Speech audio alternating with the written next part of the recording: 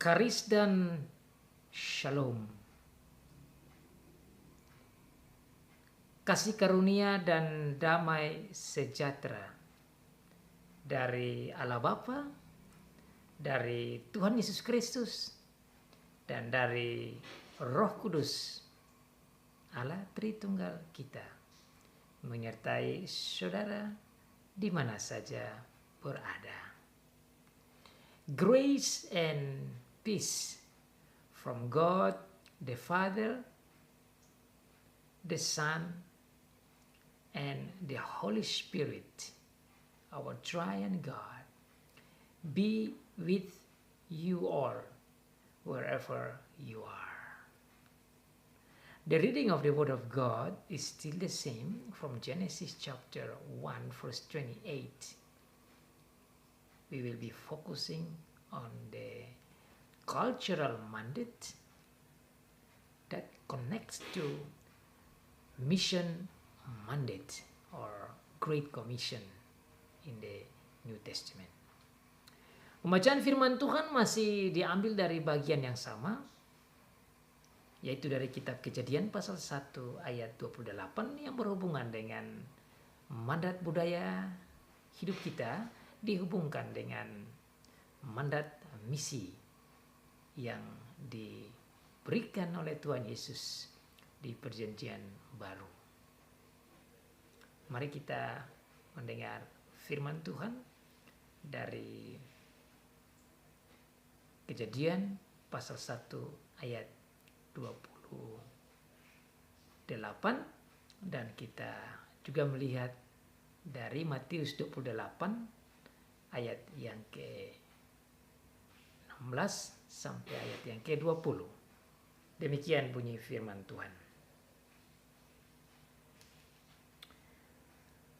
Allah memberkati mereka, lalu Allah berfirman kepada mereka, beranak cuculah dan bertambah banyak, penuhilah bumi dan taklukkanlah itu.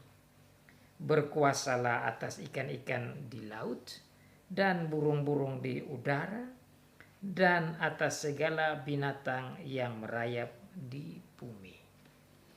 Saya baca di dalam Matius pasal 28, Matius pasal 28 ayat 16 sampai ayat yang terakhir. I will read also from Matthew chapter 28 verse 16 to the end in connection with the Great Commission of our Lord Jesus Christ. Dan ke-11 murid itu berangkat ke Galilea, ke bukit yang telah ditunjukkan Yesus kepada mereka. Ketika melihat Dia, mereka menyembahnya, tetapi beberapa orang ragu-ragu. Yesus mendekati mereka dan berkata kepada mereka, kepadaku telah diberikan segala kuasa di surga dan di bumi. Karena itu, pergilah, jadikanlah semua bangsa muridku dan baptislah mereka dalam nama Bapa dan Anak dan Roh Kudus, dan ajarlah mereka melakukan segala sesuatu yang telah kuperintahkan kepadamu, dan ketahuilah aku menyertai kamu senantiasa sampai kepada akhir zaman. So far the reading of the Word of God. Demikianlah jauh pembacaan firman Tuhan. Diberkati bagi setiap anak Tuhan yang membaca, yang mendengar, dan yang melakukan firman Tuhan. Blessed is he who reads and those who listen and obey the Word of God.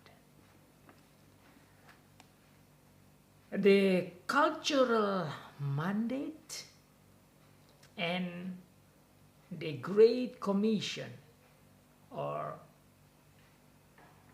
mission mandate. mandat budaya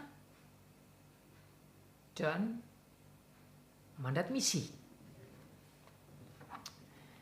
Saudara, di minggu-minggu terakhir ini kita belajar banyak tentang mandat budaya.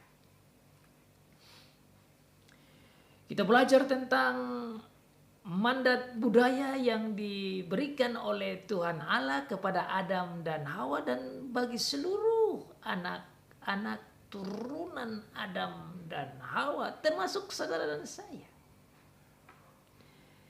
Dan kita belajar bahwa mandat budaya itu adalah perintah dari Tuhan kepada manusia seluruhnya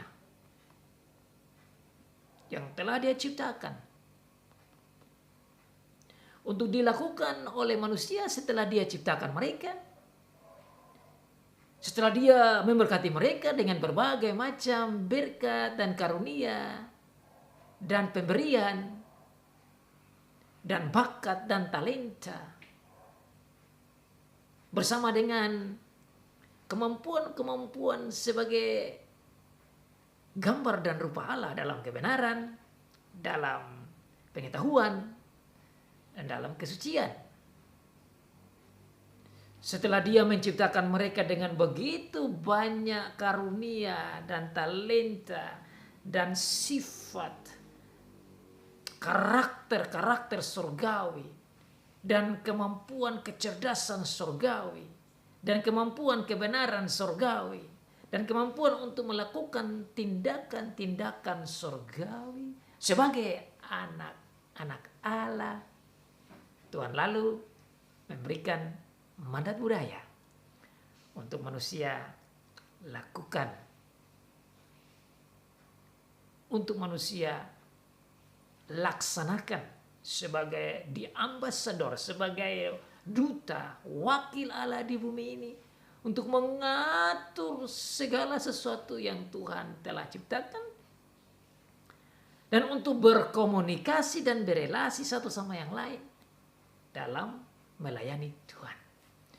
So after God created man in His image and in His likeness, He blessed them and grants them and gives them all the heavenly gifts and heavenly blessings and heavenly characters, virtues, heavenly abilities, heavenly knowledge, heavenly righteousness and truth and holiness as the children of God. And after that, He said to them in His word, giving them His cultural mandate, the heavenly cultural mandate, in order to run all the creation, in order to interact and react and act, and having great communion and fellowship between each other as human beings, as well as with God, as the Creator, the Father of us, of man. Namun oleh karena dosa, manusia jatuh dalam dosa, maka manusia tidak mampu untuk menjalankan tugasnya, tanggung jawabnya, kehidupannya sebagai anak Allah, sebagai gambar Allah, sebagai rupa Allah di dalam pengetahuan, kebenaran, dan kesucian. Watak sifat manusia menjadi rusak total. So man has total corrupted his characters, his ability, his gifts become very, very bad. And so his thinking and life and action and desire, as the Bible says, only goes to evil. And even Psalm 51 said that man was conceived with sin, and so was born and growth in sin. And Romans chapter 3 say that all men are sinners. Dengan demikian saudara, firman Tuhan menyatakan bahwa setelah manusia jatuh dalam dosa, kecenderungan hatinya sejak kecil mengarah pada dosa dan kejahatan. Dan demikian manusia menjadi jahat dan makin jahat. Sehingga ada air bah yang menunjukkan penghakiman dan penghukuman Allah atas manusia. Bahkan setelah air bah, Tuhan masih menyatakan kepada Nuh bahwa keinginan manusia sejak kecilnya itu adalah menuju pada kejahatan. Bahkan dalam Mazmur 51 ayat 5-8 digambarkan di sana bahwa manusia cenderung untuk berbuat dosa dan dikandung dalam dosa dan lahir dalam dosa. Sehingga disimpulkan dalam Roma pasal 3 bahwa semua manusia adalah pendosa. Tidak ada yang benar. Oleh karena itu saudara, mandat budaya yang Tuhan berikan di Kejadian pasal yang 1 ayat 28 itu tidak bisa dijalankan oleh manusia, tidak bisa dipenuhi oleh manusia secara sempurna lagi. Oleh karena dosa datang, maka keadaan dunia pun berubah. Hewan-hewan pun menjadi berubah. Bumi menjadi berubah. Tanaman menjadi berubah dan tidak sesubur dan sebagus, seluar biasa yang Tuhan ciptakan pada awal itu. Manusia menjadi putus hubungan dengan Tuhan. Manusia menempatkan dirinya sebagai anak-anak iblis. Dan bukan lagi menjadi anak-anak Allah. Tapi Tuhan di dalam kebapaannya, cintanya dan kasihnya. Kejadian pasal 3 memberitahukan kepada kita, dia datang dan mencari manusia. So God in his fatherhood love and care and attention and in his great deep grace for man. Even though man decided to worship and follow the devil, God came down and called man, Adam, where are you? Why did you commit such sin? Tuhan datang dan mencari manusia. Tuhan datang dan membawa berita Injil. Itulah terjadi pekerjaan Injil, pemberitaan Injil dalam kitab Kejadian 3 ayat 15. Tuhan sampaikan kepada manusia agar nanti manusia mengerti akan kasih Allah, jalan keluar dari Allah dalam memberikan keselamatan, dan agar manusia bisa diselamatkan dan bisa dibimbing lagi, diarahkan lagi, dituntun lagi balik untuk menjadi gambar Allah, untuk menjadi rupa Allah, untuk bisa menjadi anak-anak kembali. Dan jalan keluarnya tidak lain yaitu lewat firman Allah, lewat janji datangnya Tuhan Yesus. Dan janji kedatangan Tuhan Yesus itu sebagai bagian dari misi Allah, agar supaya anak-anak Allah datang kembali kepada Tuhan, mendengar firman Tuhan, mendengar arahan Tuhan, mendengar titah Tuhan, mendengar janji Tuhan, mendengar firman Tuhan, peringatan Tuhan, dan jalan-jalan Tuhan untuk bisa hidup sebagai gambar Allah, anak-anak Allah.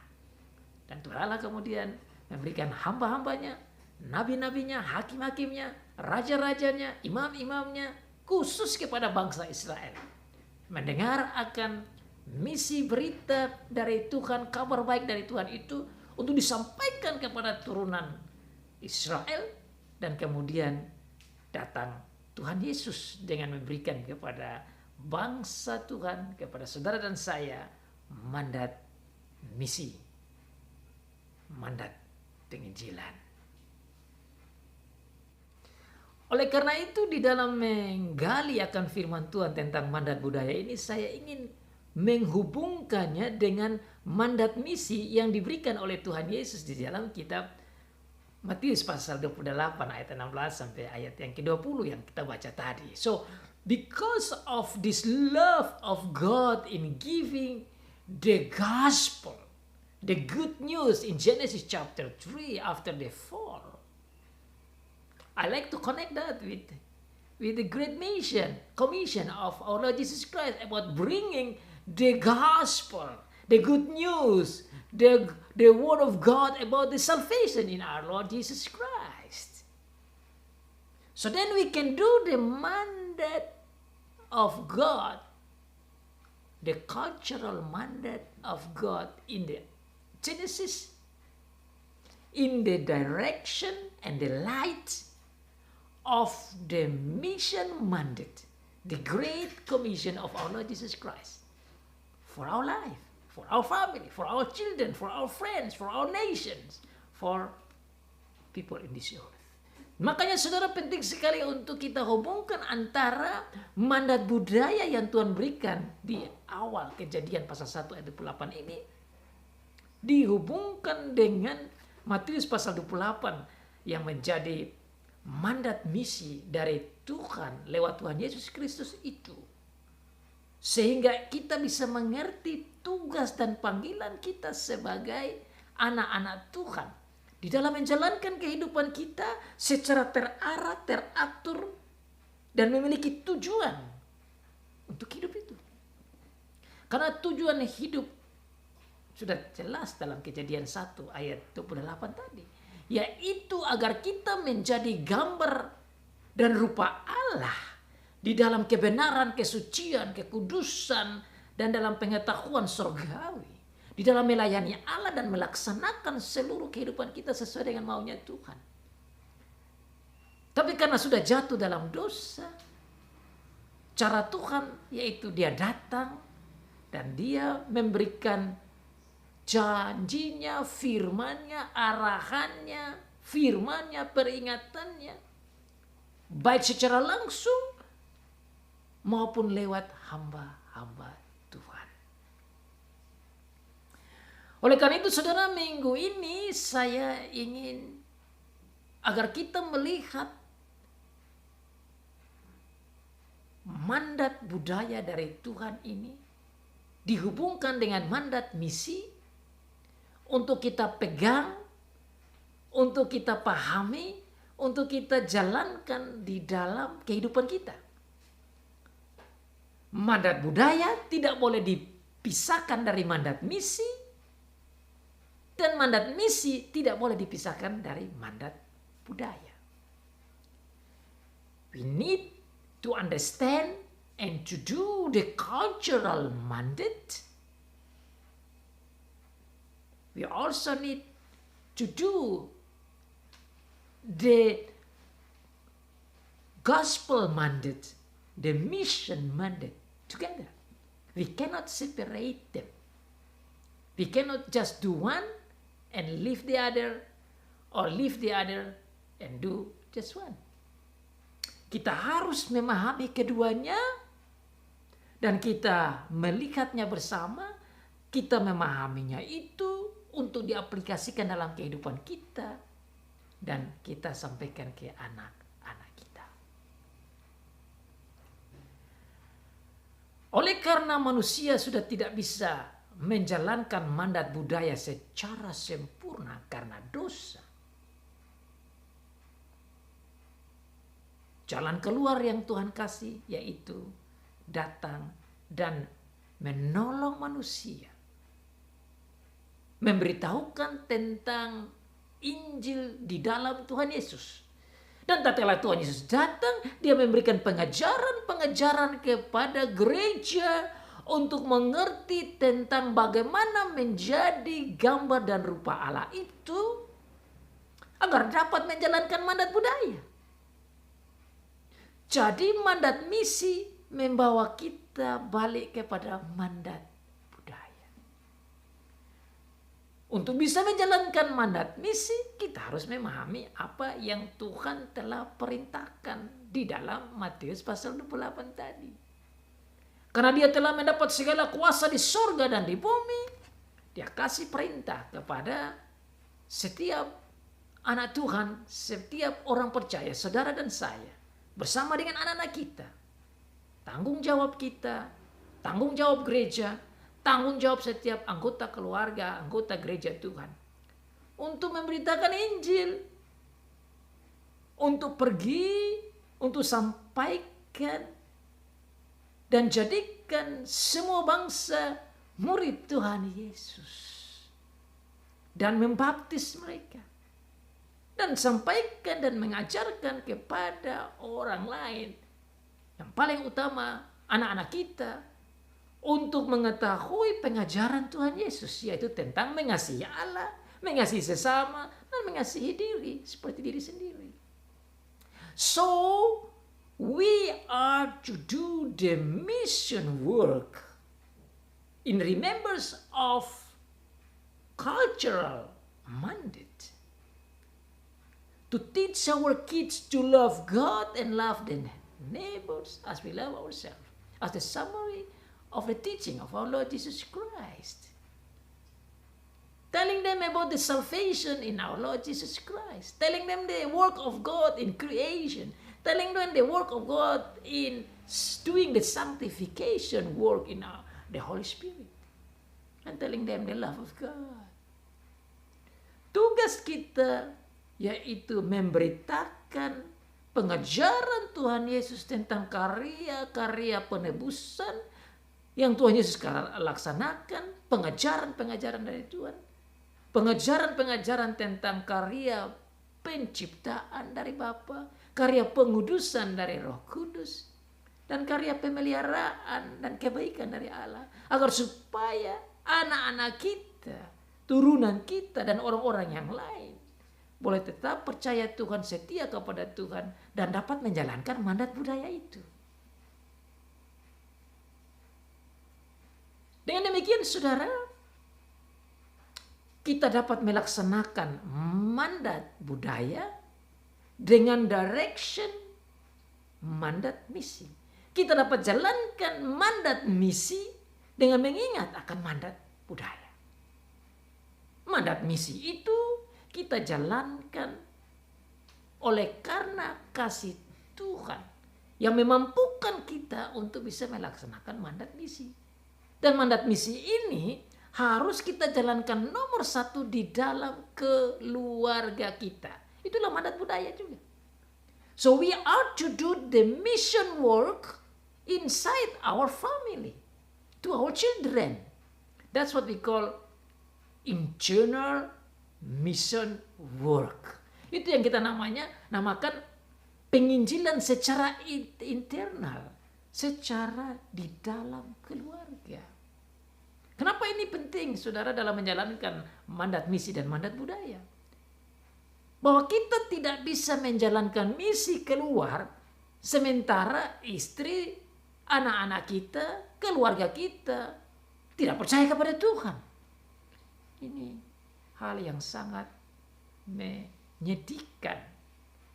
Kita harus lebih dahulu memenangkan akan keluarga kita, istri kita, suami kita, anak-anak kita, kemudian saudara-saudara kita yang lain, baru kita bawa keluar.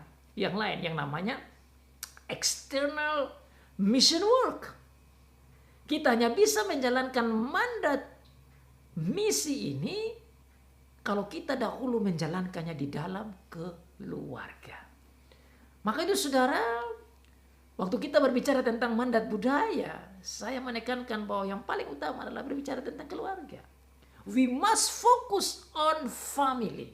We must focus on the father and mother, parents, and we must focus on the children.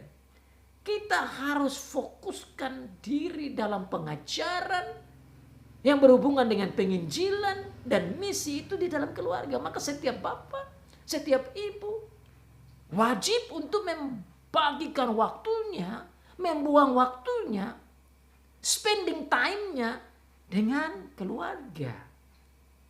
Setiap pagi duduk bersama di meja makan, waktu makan, dan berbicara tentang firman Tuhan dan mentraining mereka tentang penginjilan dan tentang Tuhan dengan kasih Tuhan dan kebaikan Tuhan.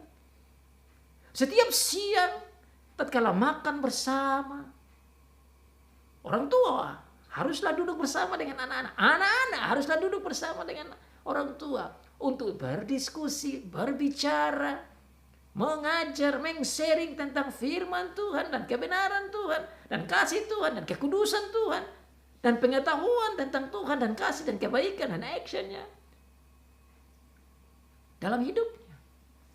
Setiap malam di dalam makan bersama, di meja makan, setelah makan, ada baik untuk orang tua duduk berbicara tentang firman Tuhan, tentang penginjilan, agar anak-anak kita, suami istri kita duduk bertumbuh di dalam Tuhan. Itu juga yang Tuhan arahkan kepada bangsa Israel sebagai satu kesatuan keluarga rohani pada waktu itu. Secara internal mereka harus mengajar anaknya setiap saat, waktu duduk, waktu jalan, waktu bangun, waktu di rumah, waktu di luar rumah, waktu kembali ke rumah. Selalu fokus pada pengajaran tentang Tuhan, tentang kasihnya, tentang kebaikannya, agar keluarga mencintai Tuhan karena melihat kasih Tuhan. Itulah Shema Israel, itulah firman di Perjanjian Lama untuk bangsa Israel yang harusnya kita lakukan juga. Kita harus lakukan itu dalam keluarga kita.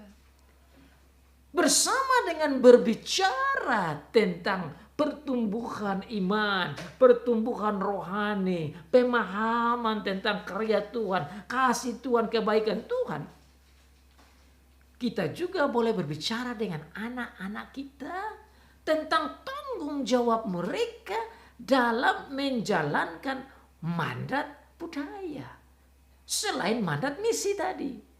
Makanya saudara, mandat misi dan mandat budaya tidak boleh dipisahkan. Mandat misi adalah berbicara tentang misi yang Tuhan sampaikan untuk menjalankan penginjilan. Tapi mandat budaya adalah bagian dari pelayanan misi itu. Bagaimana manusia berelasi dengan Tuhan dan bagaimana manusia bisa berusaha dan hidup sebagai anak-anak Tuhan. Bagaimanapun harus di-start dari keluarga, dari rumah, dari bapak dan mama kepada anak-anak supaya kita tidak memiliki anak-anak yang hilang, so that we will not have lost generation. Kalau anak-anak kita hilang, maka generasi berikut itu bisa hilang. Dan ini yang tidak diperhatikan baik oleh banyak keluarga Kristen yang menurut saya sangat penting. Bahwa fokus di dalam keluarga untuk melihat mandat misi, untuk melihat mandat penginjilan, untuk memenangkan setiap anggota keluarga di dalam rumah itu penting. Jangan kita membuang waktu bicara dan membiarkan anak-anak melaksanakan mandat budaya terpisah dari mandat misi. Mandat misi ini perlu sekali karena dosa telah merasuk dan merusak konsep manusia tentang mandat budaya. Maka manusia membutuhkan mandat misi untuk menjalankan mandat budaya. Manusia dapat menjalankan mandat budaya dengan terang mandat misi. Mandat misi yaitu jadikan semua bangsa muridku. Siapa itu semua bangsa? Start dari keluarga. Start dari suami, istri, anak-anak, dan keluarga yang lain. Menuju pada yang lebih luas yaitu dunia ini. Baru setelah memahami akan mandat misi, kita bisa menjalankan mandat budaya. Jadi mandat misi itu sudah ada di kitab Kejadian pasal 3. Tatkala Tuhan datang kepada Adam dan Hawa. Kemudian Tuhan memfokuskan mandat misi itu kepada bangsa Israel, yaitu turunan dari Yakub. Fokus di Yakub dan anak-anaknya. So family focus in doing the mission mandate as well as cultural mandate. Mandat misi itu Tuhan kasih kepada bangsa Israel lewat para hamba-hambanya. Agar mindset mereka menjadi mindset surgawi. Karakter mereka menjadi karakter surgawi. Action mereka menjadi action surgawi. Budaya mereka menjadi budaya surgawi. Sehingga mereka dapat menjalankan mandat budaya itu berdasarkan pengajaran-pengajaran dari Tuhan. Dan difokuskan pertama kepada family. Baru family Israel, keluarga Israel itu boleh memancarkan akan kehidupan surgawinya itu kepada orang-orang bangsa-bangsa yang lain. Israel harus menjadi terang bagi bangsa yang lain. Dan bahkan lebih lagi Tuhan mengirim Yunus kepada bangsa Niniwe. Itu juga bagian mandat misi yang telah Tuhan buat di Perjanjian Lama secara luar biasa. Dan mandat misi dihubungkan dengan mandat budaya ini dibuat lebih luar biasa lagi pada saat Tuhan Yesus datang. Dan tatkala dia mengirim akan murid-muridnya, akan rasul-rasulnya untuk start menyampaikan mandat misi dan mandat budaya itu di Yerusalem, di Yudea, di Samaria, dan menuju kepada seluruh bumi. Makanya saudara, Injil sampai ke kita. Kita memahami Injil, kita memahami berita sukacita, berita keselamatan dalam Tuhan Yesus. Tidak bisa kita pisahkan dengan mandat budaya. We cannot separate the mission mandate as the Great Commission of our Lord Jesus Christ out of cultural mandate. Kita harus melihatnya itu secara bersama.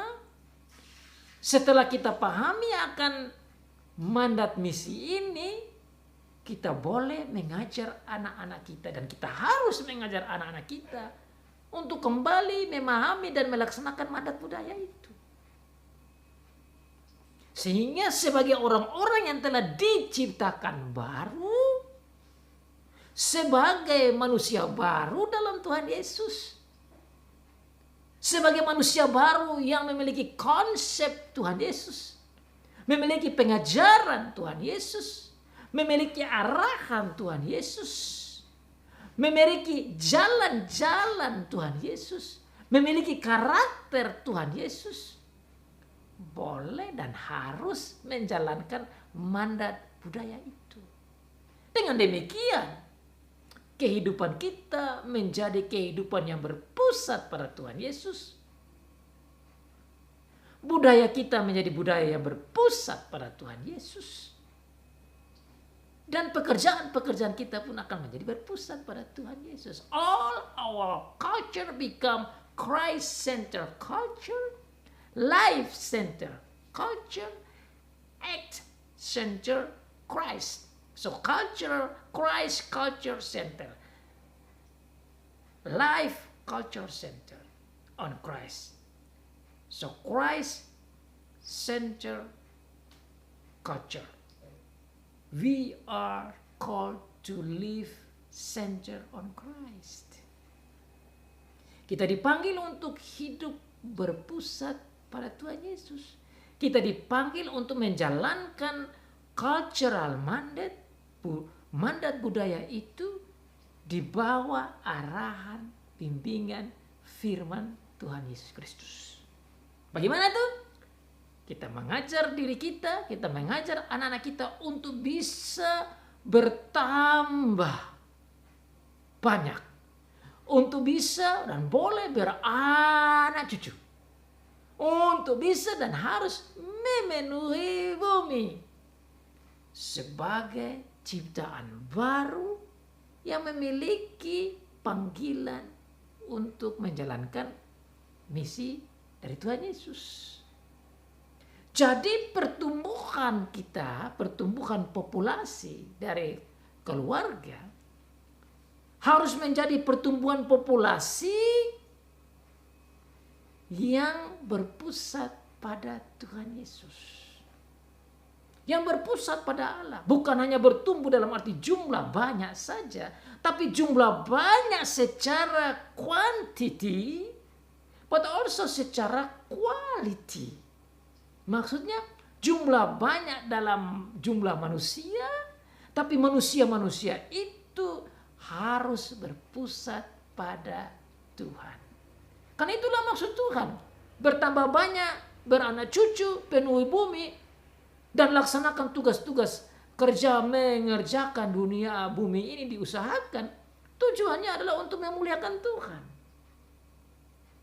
Tujuannya agar supaya nama Tuhan dimuliakan.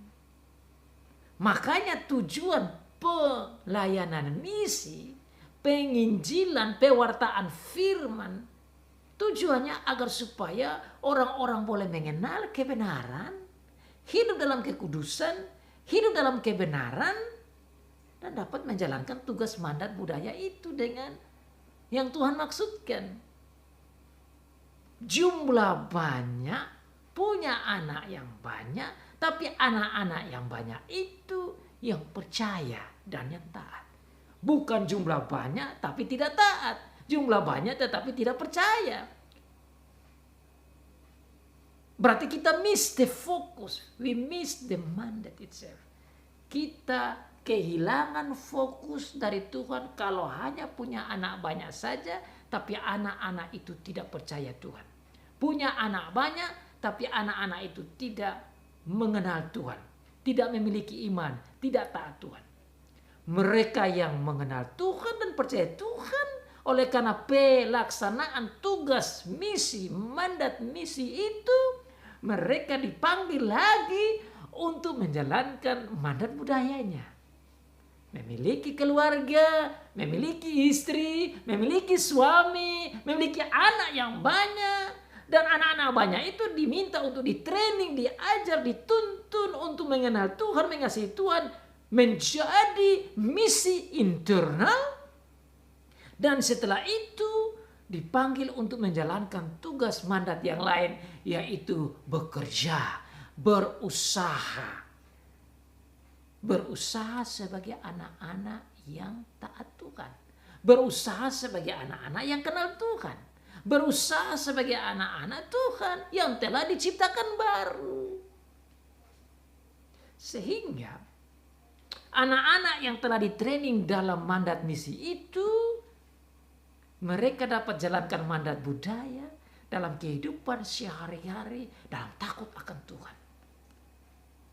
Mereka boleh menjadi guru yang takut akan Tuhan.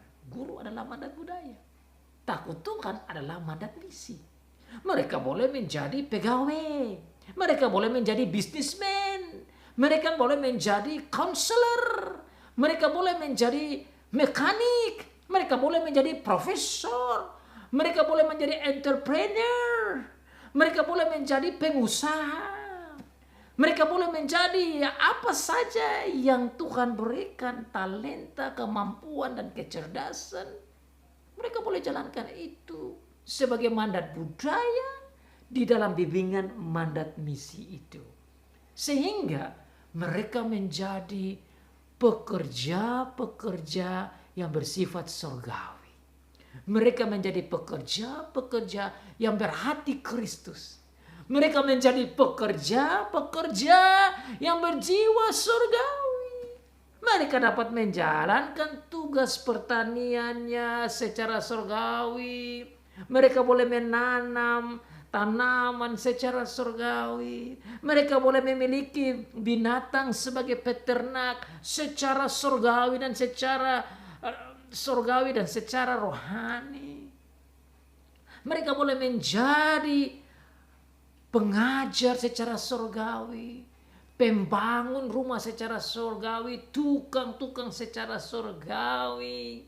Mereka boleh menjadi penasihat-penasihat secara surgawi. Mereka boleh menjadi pemimpin-pemimpin secara surgawi. Mereka boleh menjadi penginjil surgawi. Menjadi misionari surgawi. Mereka menjadi pengusaha surgawi. Menjadi politikus surgawi. Mekanik surgawi. Profesor surgawi. Dosen surgawi. Guru-guru surga, lain sebagainya bersifat surgawi. Dan anak-anak, orang-orang yang model seperti ini, mereka sangat akan diberkati Tuhan. Mereka akan menikmati hidupnya secara luar biasa. Itulah yang Tuhan inginkan tatkala Tuhan menciptakan Adam dan Hawa untuk hidup sebagai anak-anaknya, menjadi gambar dan rupa Allah. Tidak lain menjadi anak-anak surgawi. Tidak lain hidup dalam kebenaran dan kekudusan dan kesucian.